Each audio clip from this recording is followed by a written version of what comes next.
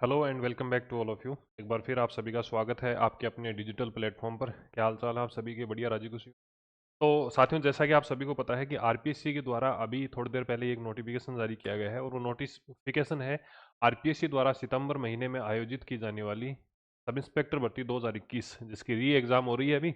और उसको लेकर अभी आरपीएससी द्वारा ऑफिशियल वेबसाइट पर एक नोटिफिकेशन डाला गया है, आप खुद से भी देख सकते हैं।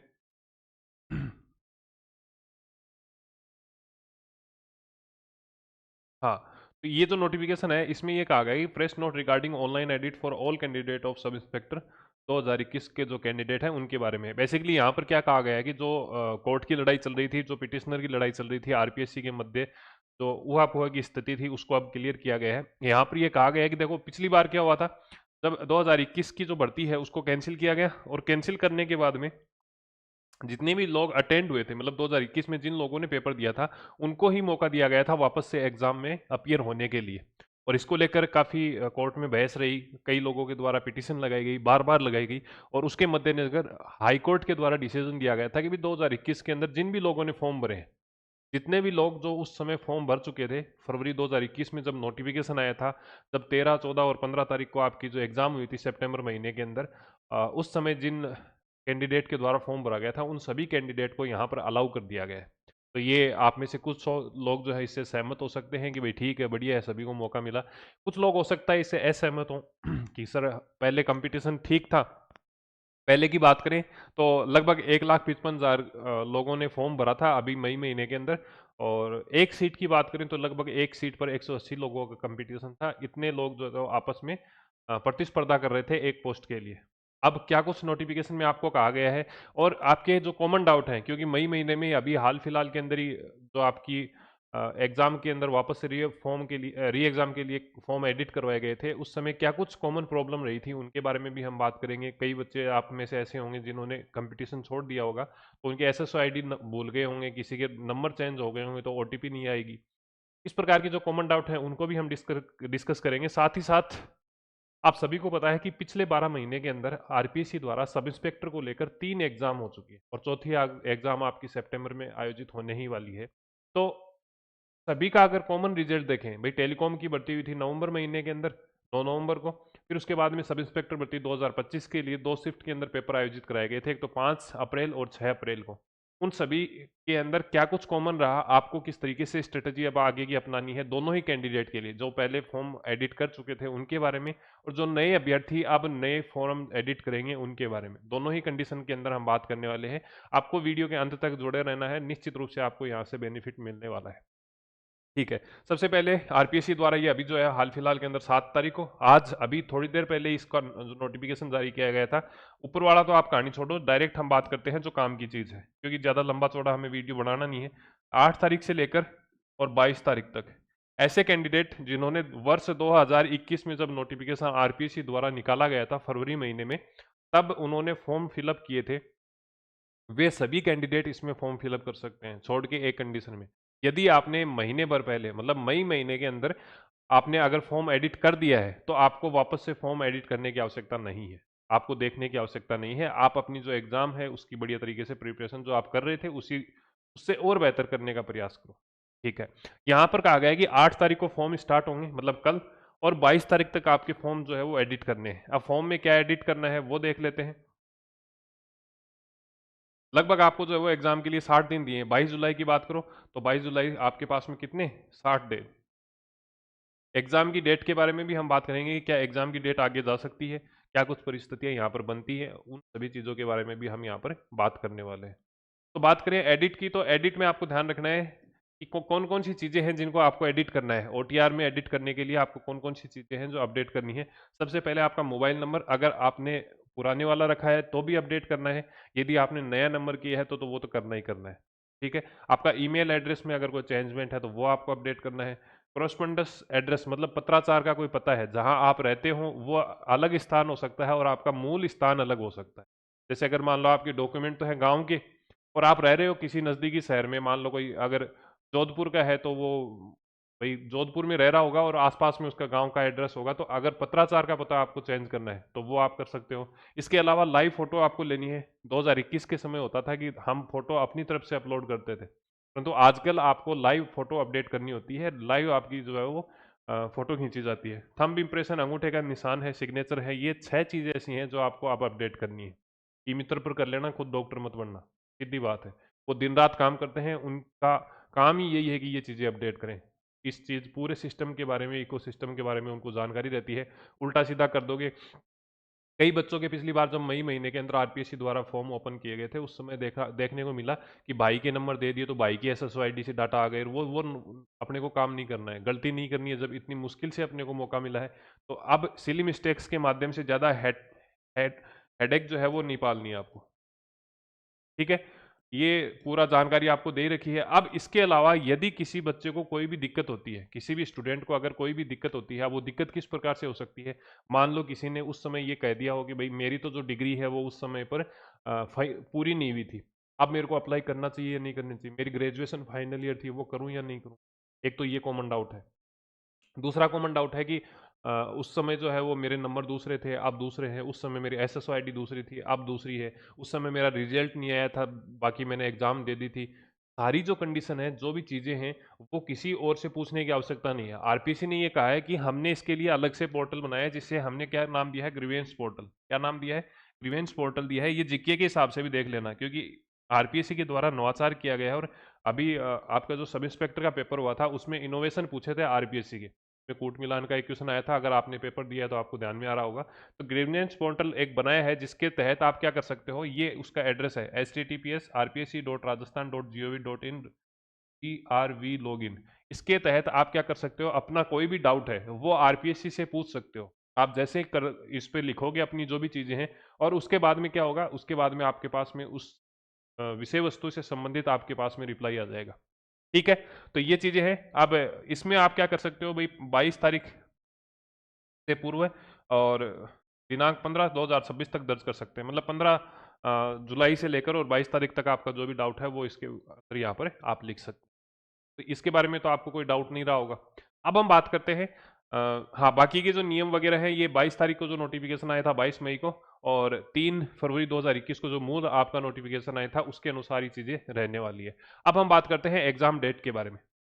ठीक है, एक मैं आपको बात बताऊं, आर इस सब इंस्पेक्टर भर्ती से संबंधित जितनी भी जानकारी है, जैसे जैसे किस पेपर से कितने क्वेश्चन आए हैं, फिजिकल आपका कैसा होगा, इंटरव्यू आपका कैसा होगा, हाइट मेजरमेंट कैसे होंगी, 2025 और 21 की यदि आप कैंडिडेट हैं, तो आपको संपूर्ण जानकारी हमारे चैनल पर उपलब्ध करवा दी जाएगी। ये आप हमारा चैनल देख सकते हैं, और ये मानिए कि डेडिकेटेड रूप से फिलहाल हम सब इंस्पेक्टर के लिए ही तैयारी कर रहे हैं।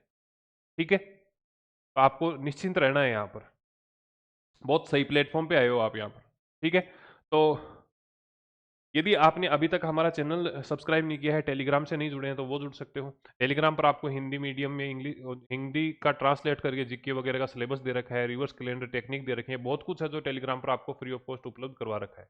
ठीक है, अब हम बात करते हैं कि यदि हम टेलीकॉम भर्ती की बात करें, जिसका आयोजन नवंबर महीने में हुआ था। अभी हाल फिलहाल के अंदर जो अप्रैल महीने में 2 पेपर हुए थे आपके सब इंस्पेक्टर के, उनके लिए फिजिकल का रिजल्ट डिक्लेयर कर दिया गया है। यदि हम कट ऑफ की बात करें तो मिनिमम मिनिमम कट ऑफ जारी है। इसका मतलब है, मिनिमम का मतलब क्या हो गया कि यदि आपके फर्स्ट पेपर में यदि आपके फर्स्ट पेपर में और सेकंड पेपर के अंदर दोनों में सेपरेट 36% है, और दोनों को मिलाकर 40% है। इसका मतलब ये हुआ कि फर्स्ट पेपर में आपके कितने 36 क्वेश्चन, और इसके अंदर 36 क्वेश्चन, और दोनों को मिलाकर कितने 80 क्वेश्चन। अगर आपके राइट हैं तो इसका मतलब ये है कि फिजिकल कॉल तो आपको होना है। क्या कट ऑफ यही रहेगी? अगर पैटर्न यही रहता है, मतलब दो जो आपके 3 लास्ट पेपर मैंने आपको बताया, टेलीकॉम और 2025 वाले, अगर पेपर वही रहता है, पैटर्न वही रहता है, तो कट ऑफ भी यही रहेगी।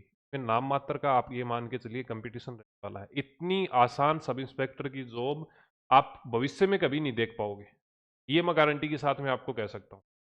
ठीक है, तो जो साथी लगे हुए थे उनको लगे रहना है। अब आपकी एक डाउट आ सकता है कि सर एग्जाम डेट, क्या एग्जाम डेट आगे जाएगी?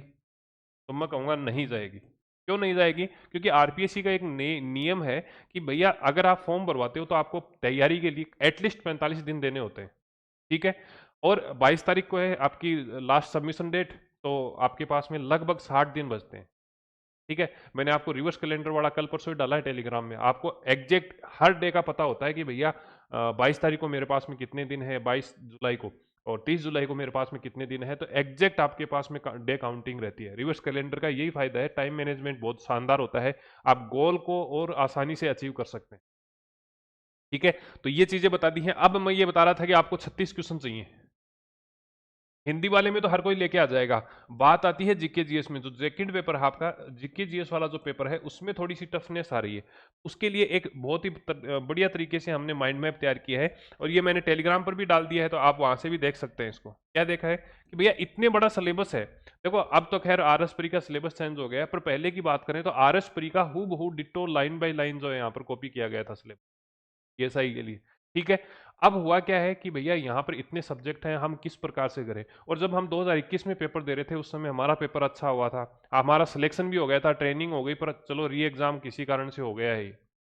ऐसी कंडीशन में कौन से ऐसे सब्जेक्ट हैं जो एटलीस्ट हमें मिनिमम जो बैरियर है, मतलब जो 36% का हमारा जो बैरियर है, उसको तो क्वालिफाई कर लें हम। तो आप एक बार देखोगे, जब आपको एनालिसिस करोगे, अब एनालिसिस कौन करे, या तो खुद से करो, खुद के पास में समय नहीं है, क्योंकि आपको सिलेबस पढ़ना होता है इतना ज़्यादा, प्रीवियस ईयर क्वेश्चन भी करने हैं, रिवीजन भी करना है। तो इसके लिए हमारी टीम के द्वारा आपके सामने एनालिसिस करके रखा गया है, इसका आप भरपूर तरीके से उपयोग कर सकते हैं। डेफिनेटली 2025 में लोगों को फायदा हुआ है, अब की बार भी होगा।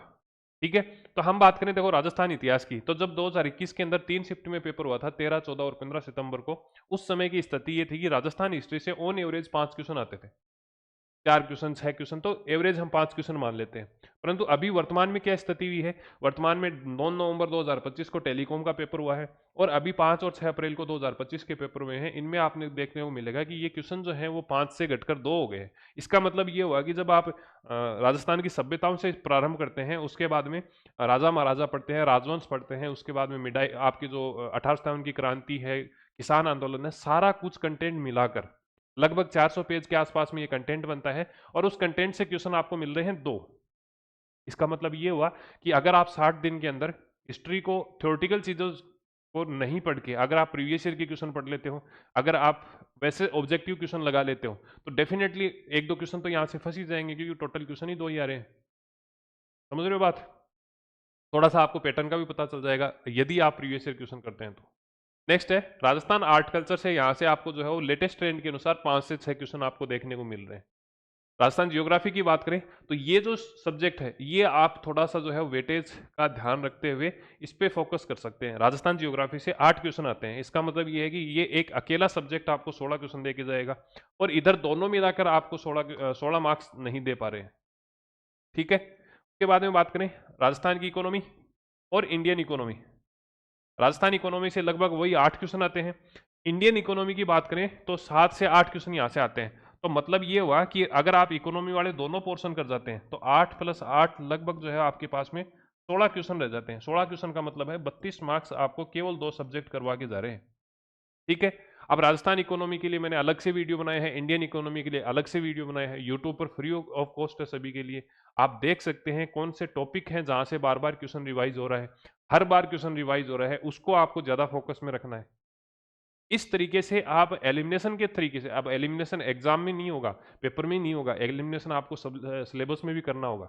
अक्सर मैं ये कहता हूं कि आपको सिलेबस से कुछ नहीं छोड़ के जाना, पर क्योंकि अब यहाँ पर सीमित समय है और कट ऑफ इस हिसाब से जारी है, परीक्षा के पैटर्न इस हिसाब से बदल रहे हैं कि अब आपको अप्रोच में चेंज करना होगा, आपको सिलेक्टेड चीजें ही पढ़ के जानी होगी, परंतु एकदम से तो नहीं छोड़ सकते। अब गारंटी तो नहीं है ना भाई, पैटर्न निश्चित रूप से यही फॉलो हो रहा है, पर गारंटी तो कोई नहीं ले सकता, मैं भी नहीं ले सकता, आरपीसी भी नहीं ले सकती कि पैटर्न यही रहेगा। अभी आपने एलडीसी का पेपर देखा होगा, दिनस्थ बोर्ड का, उसमें ये स्थिति होती है कि प्रत्येक वर्ष जीके, साइंस और मैथ 50 50 50 क्वेश्चन आते हैं, पर अब की बार अकेले जीके से ही लगभग 100+ क्वेश्चन आए हैं। पैटर्न तो चेंज हो सकता है, पर हमें इस स्मार्ट अप्रोच के साथ में काम करना है कि भाई पिछली बार जहां से क्वेश्चन आए, जैसे मैंने आपको बताया राजस्थान, और आप इंडिया की इकोनॉमी पढ़ लेते हो तो लगभग 16 क्वेश्चन आपको देखने को मिलते हैं यहाँ से। परंतु इनमें भी आपको महत्वपूर्ण टॉपिक को बार बार पढ़ना होगा, रिवीजन करना होगा, रिवाइज करना होगा, उनकी ज्यादा से ज्यादा प्रश्नों की प्रैक्टिस करनी होगी। टॉप स्कोरर सब्जेक्ट की अगर हम बात करें, हालांकि इसके बारे में मैंने डिटेल से बात की है, लगभग 20 मिनट का आपको वीडियो देखने को मिलेगा, इसी चैनल पर देखने को मिलेगा। तो मैं आपको जैसे कह रहा हूं, स्टार्टिंग में भी कहा था कि ये चैनल आपके लिए निश्चित रूप से, अगर आप एसआई की तैयारी कर रहे हैं, सीरियस कैंडिडेट हैं, तो बेनिफिट आपको यहां से मिलने वाला है। ठीक है, हम सीधा सीधा यहाँ पर ये बात कर लेते हैं कि टॉप स्कोरर सब्जेक्ट कौन से हैं। आपको कितने क्वेश्चन चाहिए यहाँ से? 36% चाहिए। ठीक है, सबसे पहले हम बात करें करंट अफेयर की। करंट अफेयर के लगभग 20 क्वेश्चन आए थे। ठीक है, 36 चाहिए ना? ठीक है। साइंस और टेक्नोलॉजी की बात करें तो साइंस और टेक्नोलॉजी से लगभग 14 क्वेश्चन आते हैं, जिसमें से 7 से 8 क्वेश्चन करंट अफेयर के ही आएंगे। ये करंट अफेयर वाले क्वेश्चन यहां से अलग है। अगर आप करंट अफेयर की ही बात कर ले, यदि आप बात करें करंट अफेयर की, तो करंट अफेयर जो है वो एक तो सामान्य करंट अफेयर, एक इको वाला करंट अफेयर मतलब जो आर्थिक समीक्षा है, बजट है, योजनाएं हैं, वो वाला पोर्शन, और एक आपका टेक्नोलॉजी वाला। टेक्नोलॉजी में अगर हम बात करें तो स्पेस, डिफेंस, आईसीटी मतलब कंप्यूटर वाला जो ये है ना, एआई ये, और इसके साथ साथ में नैनो टेक्नोलॉजी। ये चार जो टेक्नोलॉजी है इनमें से ज्यादातर ये होता है कि एक दो क्वेश्चन कंसेप्चुअल आते हैं, स्टैटिक जीके से आते हैं, और बाकी के जो है आपको करंट अफेयर से देखने को मिलते हैं। तो ये करंट अफेयर से ही करने हैं। तो ये तीनों पोर्शन जब हम मिला लेते हैं, और इन तीनों पोर्शनों के अलावा जो एक आता है एनवायरमेंट का, ईवीएस जिसे बोल देते हैं, ठीक है, इनको मिलाकर लगभग जो है वो करंट अफेयर के आपके 32 से लेकर 35 तक के क्वेश्चन देखने को मिलते हैं। तो क्या ये नहीं किए जा सकते?